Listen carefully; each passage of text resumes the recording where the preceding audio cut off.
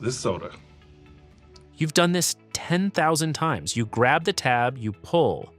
It opens, simple except it's not. That tiny aluminum lever is holding back more pressure than your car tire. And the edge it creates, thin enough to slice skin, cold enough to ghost right through it. Every soda can you've ever opened was a controlled detonation. Today, we're answering why that little tab doesn't kill you, right here in Standard Zero. To understand the tab, we first have to feel what's trapped inside. A standard soda can sits at 55 pounds per square inch. That's not a gentle fizz. That's 3.8 atmospheres screaming against walls thinner than a human hair is wide. Your car tire runs at 35 psi. Your can beats it by half a car tire more. Now picture that pressure pushing outward in every direction simultaneously. Against the bottom, against the sides, against the lid. The lid is where the math gets violent. That aluminum sealing is 0.1 millimeters thick, 1/10 of a millimeter. Roll out a sheet of baking foil, fold it twice. That's your barrier between carbonation and your face. But here's the thing, it doesn't explode. Because before it was a lid, an engineer scored it, not cut, scored. Like a glass cutter, ghosts a line before the snap. The tab's job isn't to tear the metal, it's to find that pre-broken path and guide the pressure out. Think of a dam with a designated spillway. The river doesn't smash through the concrete. It bleeds through the channel you built for it. The score line is the spillway. The tab is the lever that opens the gate. Without the score, pulling that tab would punch through raw aluminum at 55 pounds per square inch. The edge would be random, jagged, ready to shred. With the score, the crack knows exactly where to go. The can doesn't explode. It exhales. So, if the score line controls the crack, why does the tab need that specific bent shape? Why not just a flat ring? The answer comes down to mechanical advantage and the oldest tool in physics. The tab is a Class 1 lever, fulcrum in the middle, load on one end, effort on the other. When your finger lifts the outer ring, the inner tip drives down into the lid with force multiplied 3 times over. You apply maybe 2 kilograms of pressure with your fingernail. The tip punches the score line with 6. That first punch is the detonation, controlled, directional.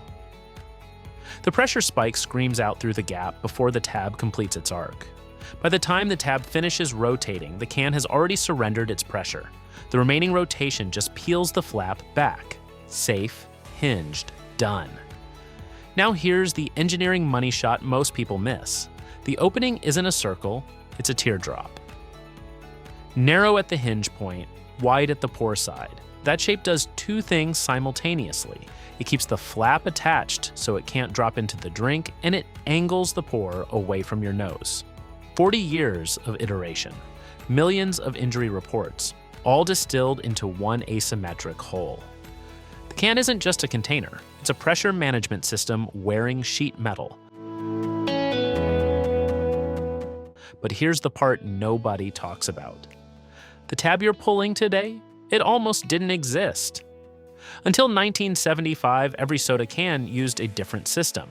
You pulled the tab, the entire tab. It snapped off completely in your hand. A small aluminum ring with a razor edge, now floating free in the world. Americans were pulling 50 billion of these per year. They ended up everywhere. Beaches, bare feet, children's throats. The state of Oregon started lobbying for a full ban on pull-top cans. Entire national parks were carpeted in detached rings. One man changed it. Daniel F. Kudzik, an engineer at Reynolds Metals, filed the patent in 1975. His insight wasn't metallurgical, it was philosophical. What if the tab never left the can? What if instead of a disposable handle, you built a lever that stayed hinged to the lid after use?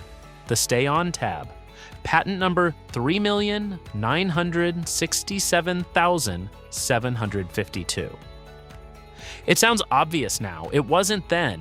The existing infrastructure, The tooling, the stamping dies, the entire production line was built around the pop-off tab. Switching meant retooling hundreds of factories simultaneously. Kudzyk's design also had to solve a new problem his invention created. A hinged tab post-opening now points inward over the hole. Drop it, it falls into your drink. So the hinge point was relocated, offset, positioned so the resting tab bridges the opening without falling through it. The geometry is not aesthetic. It's a calculated clearance tolerance. By 1980, 90% of American cans had converted. The beech metal disappeared. The throat injuries collapsed. One patent, filed by one engineer at a metals company most people have never heard of, restructured the physical landscape of the developed world. And it's been functionally unchanged for 45 years.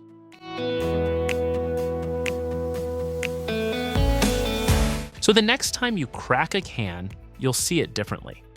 A scored spillway exhaling a car tire's worth of pressure through a teardrop hole that one engineer spent years calculating. So it would never, once in 50 billion pulls, fall into your drink. That's not a tab. That's 40 years of controlled violence folded into something your thumbnail can handle. If you enjoyed this deep dive, hit that like button. It tells the algorithm this kind of engineering actually matters.